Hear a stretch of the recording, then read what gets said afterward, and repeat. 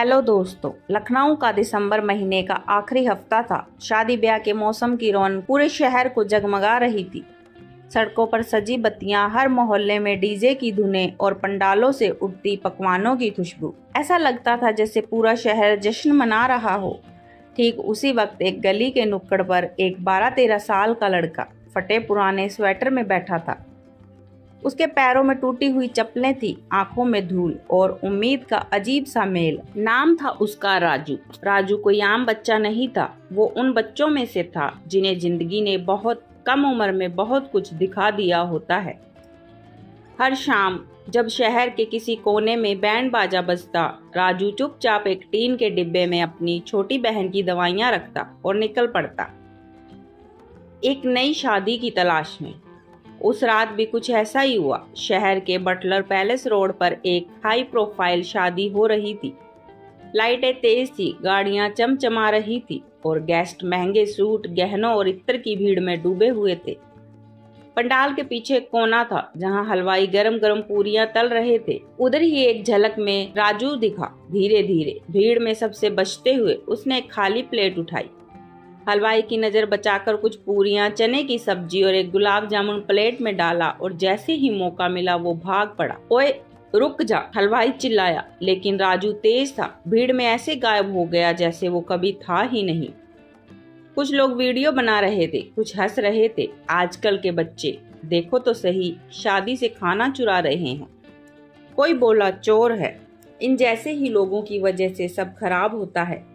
लेकिन किसी ने नहीं सोचा कि वो बच्चा चुरा नहीं रहा था, वो जिंदा रहने के लिए लड़ रहा था। राजू हमेशा की तरह उस रात भी प्लेट में खाना लेकर भागा, लेकिन इस बार किस्मत में कुछ और लिखा था।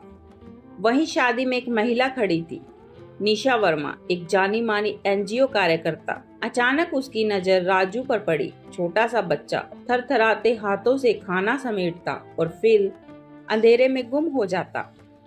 निशा के मन में सवाल उठा, क्यों सिर्फ खाना? ये बच्चा रोज ऐसा क्यों करता है? जिज्ञासा ने दिल को खींचा। वो खुद राजू के पीछे पीछे चलने लगी। न कोई आवाज लगाई, न टोका, बस दूर से देखती रही। पतली गलियां, टूटी सड़कों से होते हुए राजू एक कच्ची झुग्गी तक पहुंचा।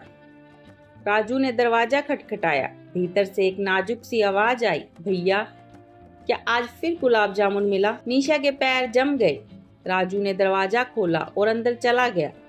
वो कुछ पल तक बाहर ही खड़ी रही, फिर हिम्मत करके दरवाजे पर हल्की दस्तक दी। राजू चौंका, दरवाजा थोड़ा सा खोलकर देखा और घबरा गया। आपने पीछा क्यों किया? राजू डरते हुए बोला। निशा की आंखें नम थी। बेटा डर मत, मैं बस जानना चाहती हूँ तुम ये सब क्यों करते हो। उसी वक्त एक मासूम सी बच्ची बिस्तर पर लेटी हुई मुस्कुराई। भैया डांटते हैं, किसी से बात मत किया करो, लेकिन आप अच्छी लगती हो। निशा कमरे में गई। जो उसने देखा उसका दिल कांप गया। उम्र 9 साल, चेहरा पीला, बदन बहुत दुबला, बिस्तर पर लेटी थी, एक पतली सी चादर में लिपटी। निशा ने पूछा, बेटा तुम ठीक हो? कोमल मुस्कुराई, हाँ दीदी, जब भैया आते हैं तो सब अच्छा लगता है।